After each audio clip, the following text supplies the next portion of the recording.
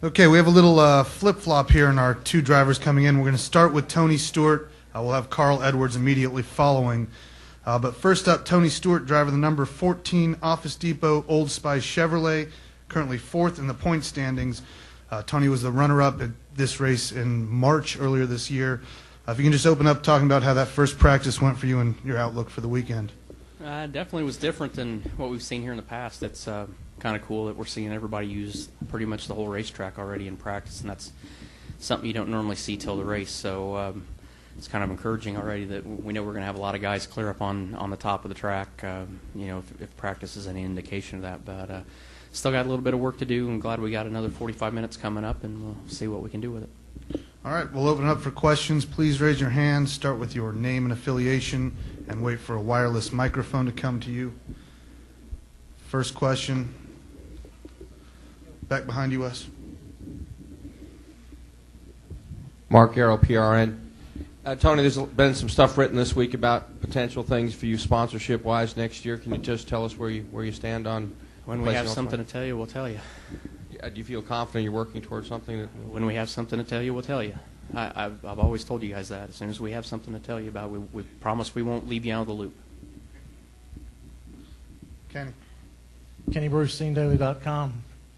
Tony, has the track changed a lot from when you guys were here in the spring, and have setups to the cars? Are you guys going to have something totally different from what you had here then? I think so, and it's not because the track's changed as much as the tires changed. Goodyear's brought a different tire here, and I think a lot of us are kind of scrambling around trying to figure out, what we had here in the spring. I don't think is what this tire likes. So we're all kind of thrashing around trying to figure it out. But like I said, I mean, the one encouraging thing is that guys are all over the racetrack now, so it's not going to be a one-groove racetrack for sure. And I think we got potential to see an old school Bristol race with a lot of guys up on the top all night, which I always thought was really cool here. So kind of excited to see what happens tonight in the nationwide race. I think that'll give us a good indication of what we're going to have tomorrow night. But I think tomorrow night we'll have a lot of cars on the top of the racetrack again. Lee Spencer, Fox Sports. Saturday night, is it the plan to be more offense or defense, depending upon where you're running in the race? I think it depends on how our car handles, to be honest. I think if we got a really good handling car and something we feel like is real stable and solid, I think we'll be more offensive. But we're not in a bad position in the point standings right now, obviously. But we don't need a disaster, so we don't need to put ourselves in any bad positions on a night that we really don't have a lot to gain by it. If we feel like we got a shot to win the race, you're going to take chances. If you know for sure you're not going to have a shot at winning it, then you're going to be a little more careful and make sure that you give yourself that little bit of a cushion going into Richmond, hopefully. Wes, Jeff. Jeff Birchfield, Genesee City Press. Tony, how much different does this place drive than a couple of years ago? Because you're a guy traditionally likes to run the bottom of the racetrack, and now it seems like the top groove's the fast way around here. Yeah, I mean, I think it's just like any of the other places we go to now. I mean, as time goes on, the bottom kind of starting to get wore out, and the top's actually a little bit smoother even than the bottom is, and it was just a matter of getting it cut into where we finally get that rubber up there. So it just seems like it's changing. I mean, I always have run good on the bottom, but I'm not opposed to running the top either. I mean, I like running the top of racetracks. It's just it's a matter of getting your car balanced to get up there and do that. So that's what we're trying to figure out right now. All right, we're going to go Monty, then Reed, then Al. Monty Dutton, Gas Gazette. Tony, Jeff Gordon has said many times, as recently as a little while ago, that it wouldn't bother him one bit to win the championship, even if he didn't win a race, because you would have beaten the system. But, don't you think we get a little bit carried away maybe right now? Because even though it might make the difference, 10 points in the larger scheme of things for a win is not very much in relation to thousands of points.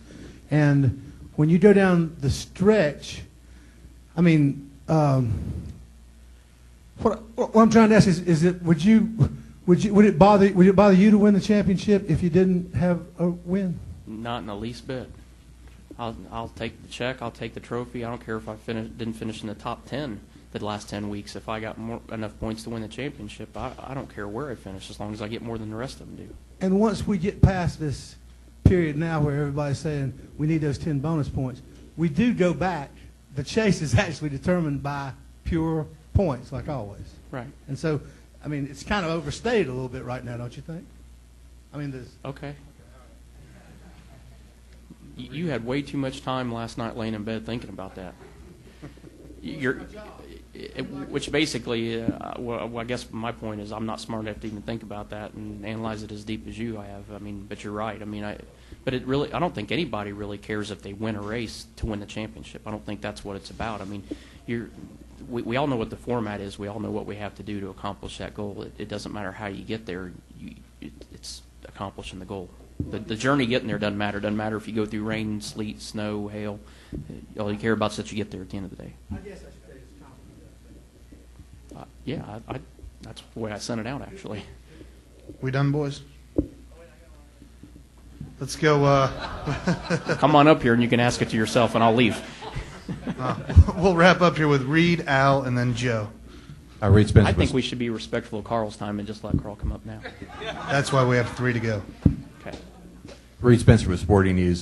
Tony, from your perspective as a car owner in these economic times, do you feel like it's tougher for a young guy to get a shot at this point, either moving up from Nationwide to Cup or getting a shot in Nationwide to begin with, simply because sponsors may want a veteran in the car or something like that? I think it's going back to the way it used to be. I mean, I think there was a wave there of car owners hiring drivers for extremely cheap retainer fees to give them a shot and try to find the next great thing. But I think it's back to guys have to earn their way and guys have to prove themselves in the Nationwide Series before they get their opportunities in Cup now. I think that's the direction it's probably going to go. All right, we'll wrap up with Joe. Joe Medzer, NASCAR.com. Just wondered, Tony, any reaction to the Ryan Newman Logano dust-up? No? Did you find it amusing or any? I was in the shower. I didn't pay attention to it, and there wasn't anything to worry about going to the NASCAR trailer about. Nobody got called there, so obviously it wasn't a big deal. Thank you very much. You're very welcome. Thank you for your time, Tony.